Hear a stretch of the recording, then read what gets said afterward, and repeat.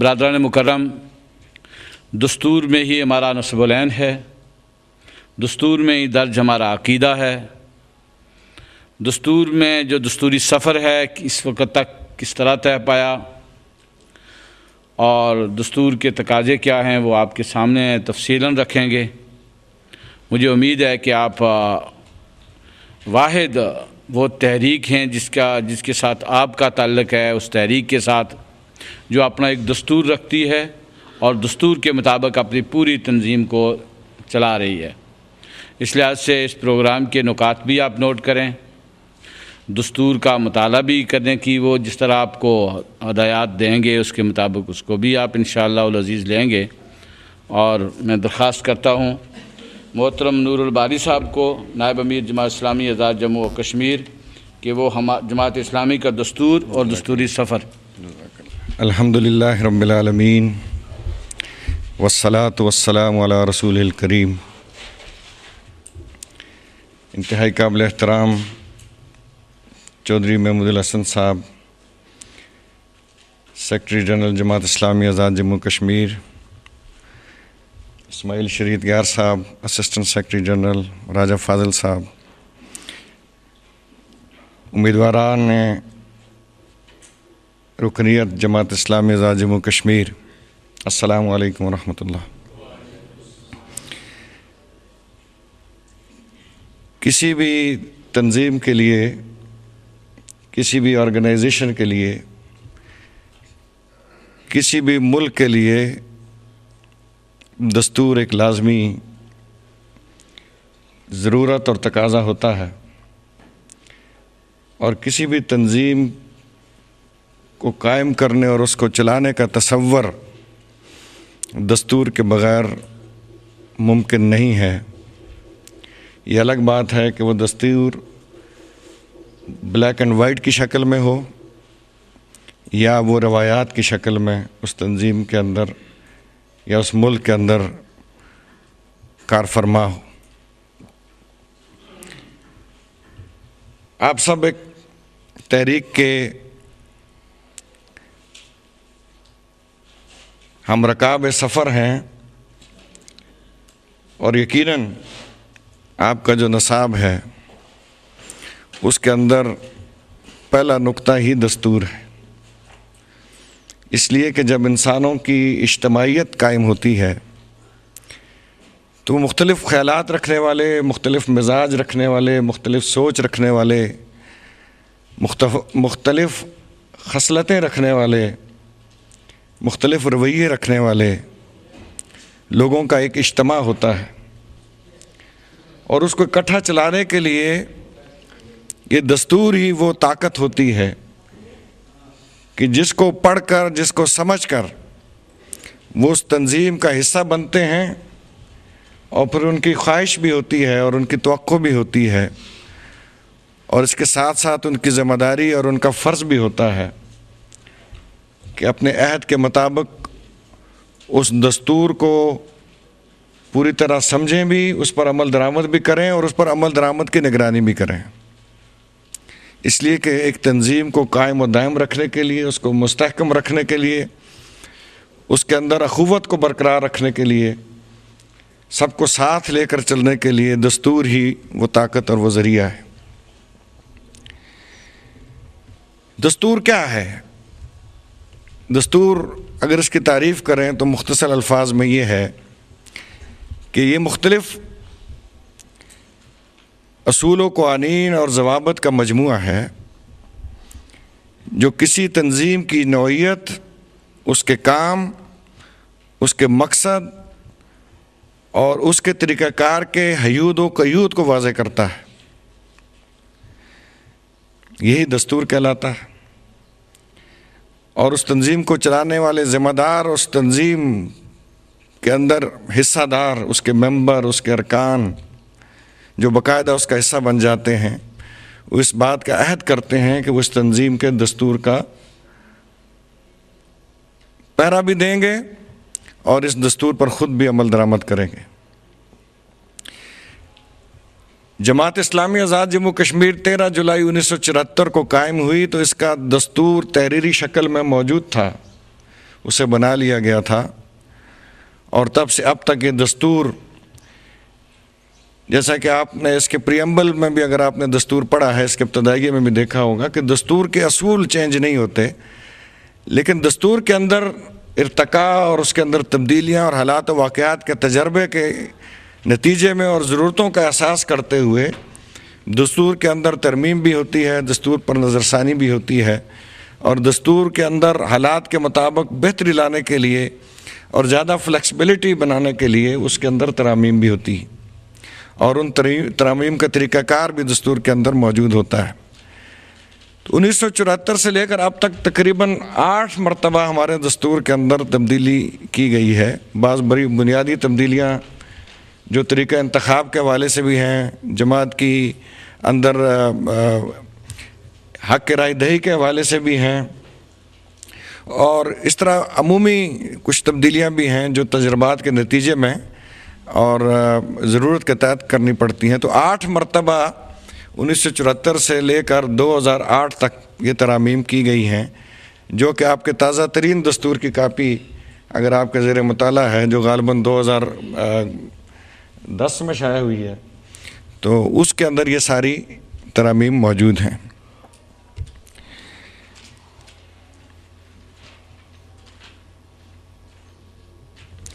ایک بات جو بنیادی طور پہ دستور کو مطالعہ کرنے سے پہلے پیش نظر رہنی چاہیے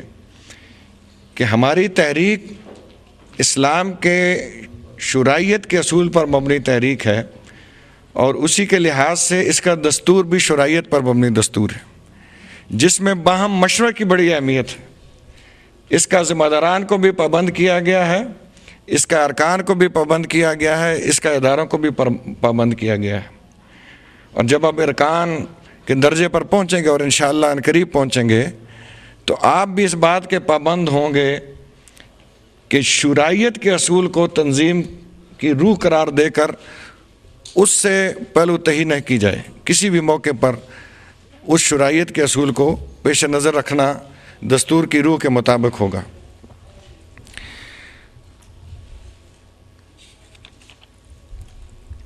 دستور کو بنانے کا بھی ایک طریقہ کار ہے جو اس ہماری تاریخ کے اندر اس کو فالو کیا گیا ہے۔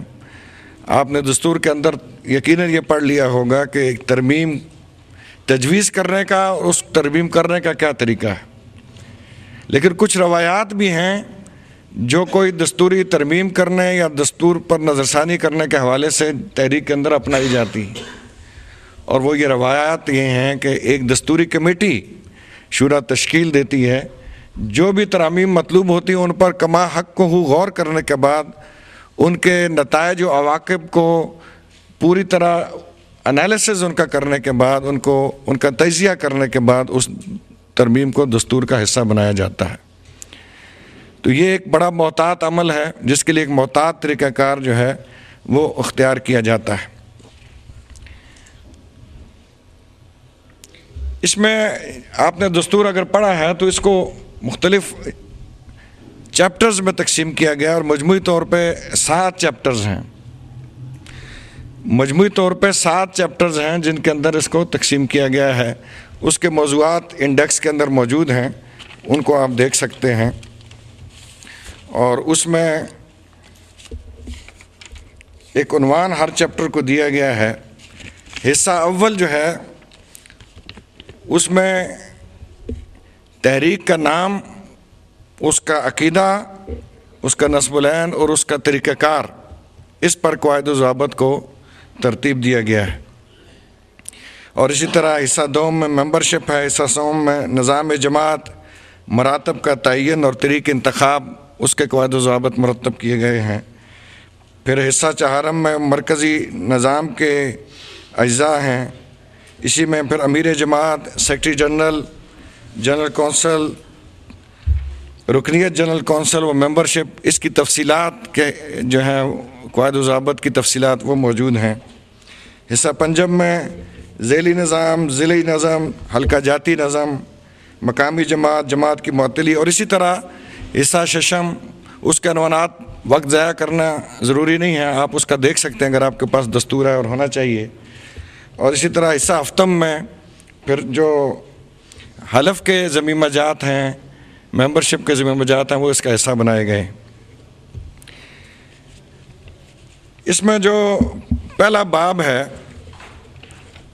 وہ بنیادی طور پر سب سے پہلی بات کہ ہم یہ تحریک کس عقیدے کی بنیاد پر قائم کی گئی ہے، اور یقیناً وہ عقیدہ ہر مسلمان کا عقیدہ ہے، لا الہ الا اللہ محمد رسول اللہ، عقیدہ توحید اور عقیدہ رسالت۔ یہ ہر مسلمان کے لیے ایک بنیادی عقیدہ ہے، لیکن اس تنظیم نے بھی اس کو شرط قرار دیا ہے کہ جو لا الہ الا اللہ محمد رسول اللہ پڑھنے والا ہے وہی اس تحریک کا حصہ بن سکتا ہے۔ اور میں زبان سے کہہ دینا کافی نہیں،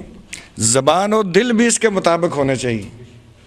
یہ آپ کی سوچ کا، آپ کی فکر کا، آپ کے عمل کا، آپ کے ہر رویے کا یہ بنیادی نقطہ اور بنیادی روح ہونی چاہیے۔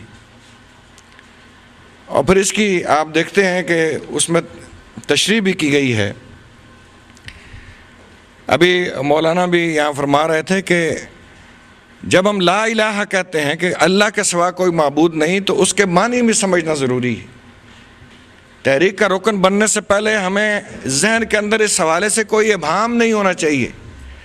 ہمارے عمل کے اندر اس کے حوالے سے بالکل یکسوئی ہونی چاہیے کہ لا الہ الا اللہ، اللہ کے علاوہ کوئی معبود نہیں۔ اور آپ یقیناً جانتے ہیں کہ جب ہم معبود کی بات کرتے ہیں، عبادت کی بات کرتے ہیں، تو اس میں دیگر مذاہب کی طرح صرف پرستش کی بات نہیں ہوتی، اس کے اندر اطاعت کی بات بھی ہوتی۔ تو اس پورے تصور کے ساتھ ذہنوں میں اس بات کو راسخ کر لینا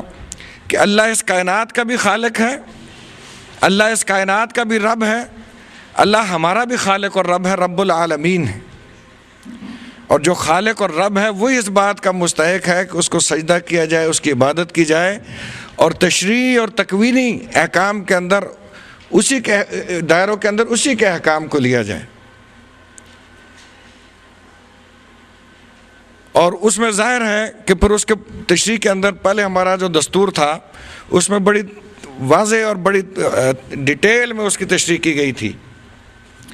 لیکن اس میں اس کو مختصر کر کے اس کی تشریح یہاں پہ درج کی گئی ہے۔ اور اس کے حوالے سے میں یہ وضاحت کرنا چاہوں گا کہ بعض دفعہ ہم سرسری طور پہ گزر جاتے ہیں، لیکن میری آپ سے یہ درخواست ہے کہ آپ تحریک کے رکن بننے جا رہے ہیں تو اس بات کو پوری طرح سمجھ لیں کہ یہ وہ بنیادی فکر ہے جو اگر درست ہوگی، یہ بنیادی عقیدہ ہے اگر درست ہوگا تو ہماری سوچ درست ہوگی، ہمارا عمل درست ہوگا، ہمارا رویہ درست ہوگا، اور اسی کی بنیاد پر ہم ایک داعی کی حیثیت سے تقاضے پورے کر سکتے ہیں۔ اگر خود اس عقیدے کو نہ جانتے ہوں، اس کو نہ سمجھتے ہوں، تو دوسروں کو اس کے حوالے سے دعوت دینا جو ہے وہ پھر کارل حاصل ہو جاتا ہے۔ تو اس میں جن باتوں پر زور دیا گیا وہ خالق، وہ ہمارا خالق ہے، اس نے اس کائنات کو بھی پیدا کیا ہے اور اس نے ہمیں بھی پیدا کیا ہے۔ اور خالق کی جو تشریح ہے وہ لٹریچر کے اندر بھی موجود ہے، تفاسیر کے اندر بھی موجود ہے۔ تو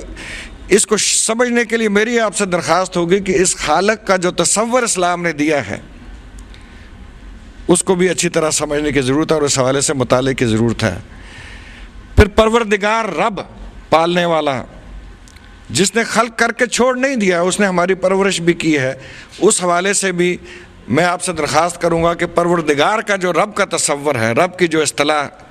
استعمال کی جاتی ہے، اس کو بھی ڈیٹیل میں لٹریچر کے اندر ڈسکس کیا گیا ہے، اس کو بھی آپ پڑھ لیں، تفاسیر کے اندر بھی موجود ہے۔ پھر وہ مالک بھی ہے، حاکم بھی ہے، یعنی صرف یہ نہیں کہ اس نے ہمیں پیدا کیا، ہمارے لیے رزق کا بندوبست کیا، ہمیں پالنے کا اس نے اہتمام کیا اور پھر ہمیں آزاد چھوڑ دیا، بلکہ اس کے بعد ہمارے لیے شریعت بھی نافذ کی، ہمارے لیے شریعت بھی مہیا کی، طریقہ زندگی اور ضابطۂ زندگی بھی ہمیں مہیا کیا۔ اور یہاں دستور میں آپ دیکھتے ہیں کہ تکوینی اور تشریح کے الفاظ درج ہیں۔ اگر آپ اس میں دیکھیں تو اس میں لکھا ہے کہ اس عقیدے کا مفہوم یہ ہے کہ انسان سمیت اس ساری کائنات اور کائنات میں ہر موجود ہر شے کا خالق و مالک، پروردگار و آقا